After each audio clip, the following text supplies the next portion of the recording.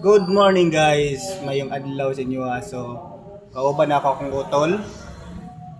Karon ang buhato namo is mag Bible quiz me, no? Kung namo yung mga naisip nga sagot sa mga tanong na akong ipangutana sa akong utol, na pwede mo comment tira sa baba sa inyong answer. Okay, so good na ta.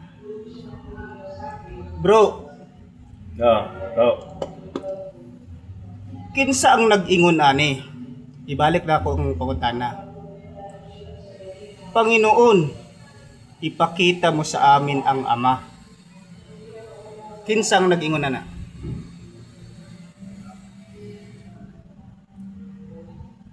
Si Felipe. Final answer. Final. So kamo guys, comment mo sa baba kung unsay answer. Okay, number 2. Kinsa ang nag-ingon ani?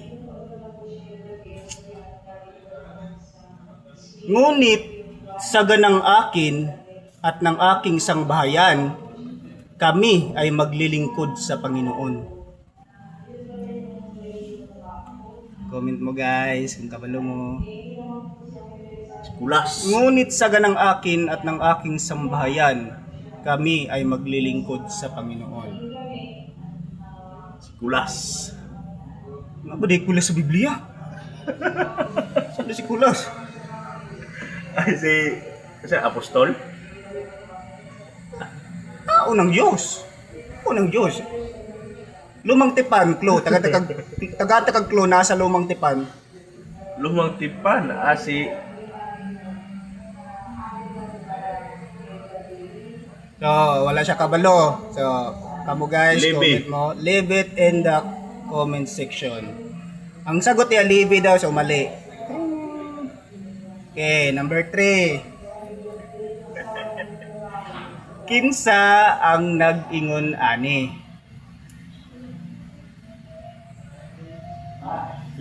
Ikat lang ha. Kinsa ang nag-ingon ani?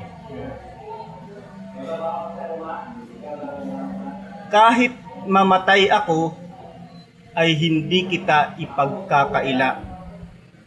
Si Pedro. Mali talaga. Ano to? Thank you guys!